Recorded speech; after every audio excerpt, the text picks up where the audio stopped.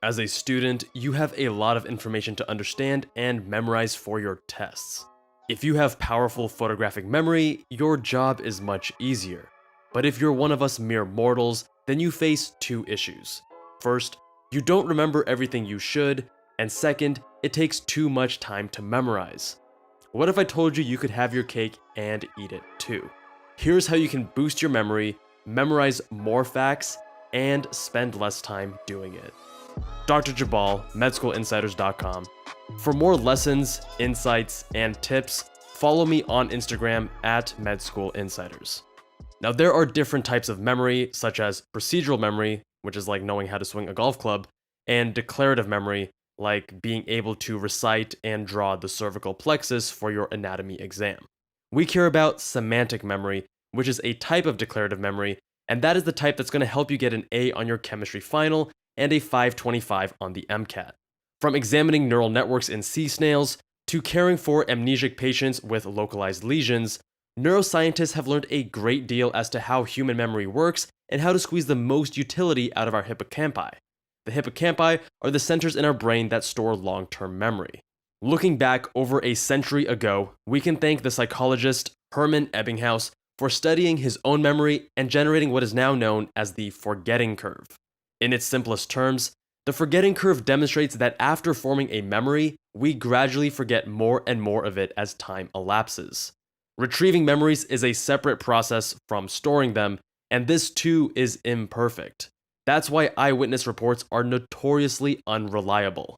We know from neuroscience fundamentals that repetition potentiates neural connections and allows us to remember information more effectively.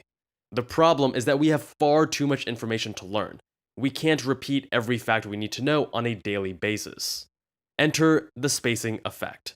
By repeated exposures to a piece of information at increasing intervals between each repetition, we can optimize memorization and retain the most information in the least amount of time. The key here is that you must recall the information and not simply recognize it. Recall refers to being given a cue and retrieving the relevant information on your own. Recognition refers to seeing a piece of information and finding it familiar, thinking, oh yeah, I know that. For memory purposes, recall is far superior to recognition. This is correlate to the testing effect, whereby being tested and having to recall a piece of information strengthens the memory encoding process. The spacing effect is most powerful when the timing is just right. If too little time elapses between repetitions, the information is not reinforced as strongly. If too much time passes, you forget and are unable to recall the desired information. Medical students are tasked with learning insane amounts of information in a very short time frame. Through necessity, many have turned to less common study tools to aid them in overcoming this seemingly insurmountable feat of knowledge. Enter spaced repetition software, the king of which is Anki. Anki and other spaced repetition software automate the process of scheduling facts that you need to learn in the form of flashcards. While far from perfect, Anki is the best option we have right now. I have no affiliation with Anki, but I used it heavily as a medical student and ascribe much of my own success to using it properly. It's cross-platform and syncs across all your devices, which is important for reasons I will get to shortly. Inevitably, many students ask me whether or not they should create their own flashcards or if using a pre-made deck is okay. There are pros and cons to each approach. If you make your own flashcards, you are implementing a form of active learning, and therefore you will learn the information on those flashcards faster and more effectively. Second, if you create the cards, they are in your own words, and you'll have no difficulty understanding them. Lastly, you can practice good flashcard principles and best practices, which most students do not follow in creating their flashcards. Creating these ineffective and bad flashcards is the most common mistake and main reason that students end up dropping Anki altogether. The main benefit to using a pre-made deck is that you will save time on the card creation process. However, if you are following the principles from this channel, you should be efficient enough to create your own cards and reap those additional benefits. As a medical student, I always created my own flashcards.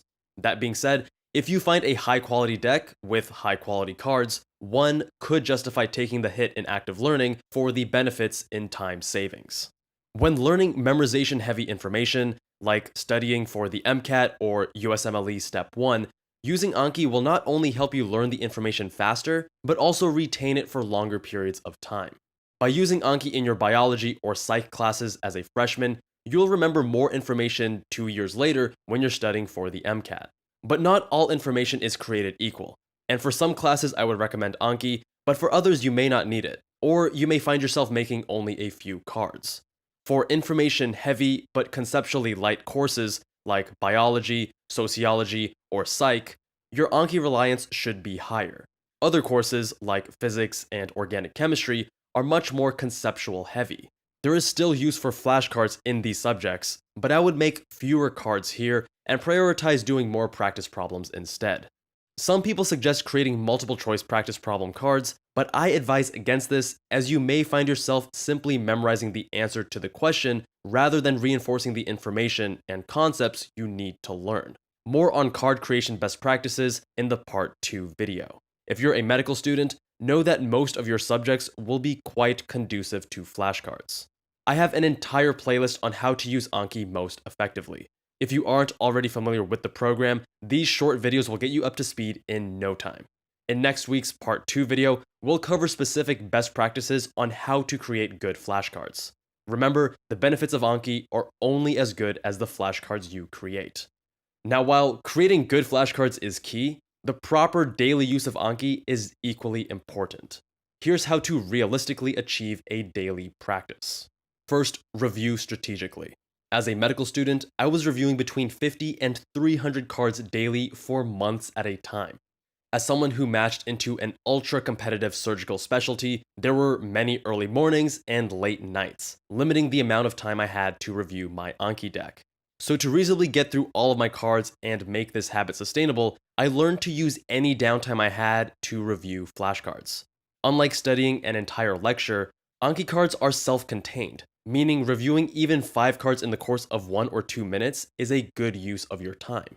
That meant cranking through 10 or 20 cards while waiting in line for breakfast, while waiting for the elevator, or even while walking between buildings.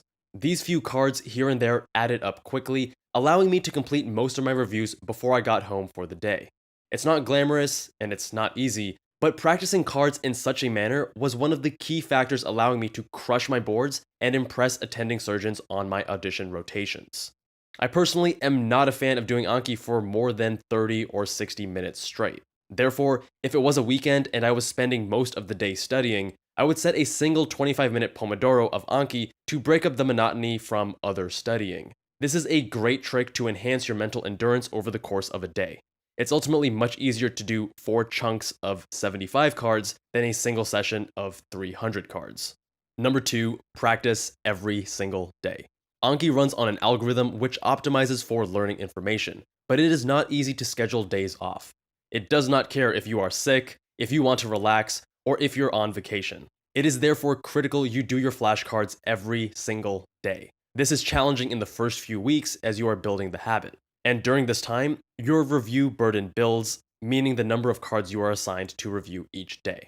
Number 3, avoid getting behind on cards. Inevitably, you will fall behind. You will skip a day here or there.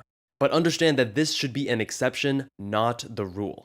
The more often you skip days, the harder it is to keep up, and the less utility you will get from Anki.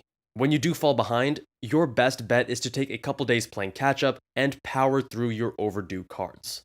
Avoid skipping days and avoid resetting the cards, as you are losing valuable interval information that ultimately helps to consolidate your semantic memory. Number 4, don't make too many cards. The 2 biggest reasons students fail to stick with Anki is creating poor flashcards, which we'll talk about in Part 2, and creating too many flashcards, resulting in an unrealistic daily review burden. Students often get carried away when first using Anki, sometimes creating over 100 cards for a single lecture. Understand that each card you create is a card that you will have to review in the future. Practice some constraint and create cards for more important information while leaving out the less important details. We go over exactly how to do this in a previous video. And lastly, be honest with recall versus recognition. Remember, this algorithm and the spacing effect work best with recall, not recognition. So don't cheat yourself. If you are not able to get a card correct without flipping to see the back, then mark that card as incorrect. Oftentimes, students are forced into a situation where they must cheat on cards for fear of an unrealistic review burden. In most instances, this can be solved by creating better flashcards. But on the other extreme, if you forget a single word or a minor detail on a card, don't be so hard on yourself that you never get past the 1-day interval. In the part 2 video, we'll cover the art and science of how to create good Anki flashcards. While a big part of doing well on your tests comes down to improving your memory, there are several other important factors you need to optimize. Our tutors at medschoolinsiders.com can help you crush the MCAT, USMLE Step 1, or any other pre-med or medical school test you need help with. They've scored in the top percentiles and can help you do the same. If you regularly watch our YouTube videos, chances are you know how heavily we emphasize the importance of systems in creating desirable results. Our tutoring is no different. We have painstakingly taken months crafting the systems in place to provide the best quality tutoring. We examine your test-taking strategies, study methods, roadblocks, and sticking points, and customize a tailored plan to optimize your performance on test day. Visit medschoolinsiders.com to learn more. Thank you all so much for watching. If you enjoyed the video, let me know with a thumbs up and comment down below if you have any questions. New videos every Saturday morning, so hit subscribe if you have not already, and make sure you have the notification bell enabled. Much love to you all, and I will see you guys in that next one.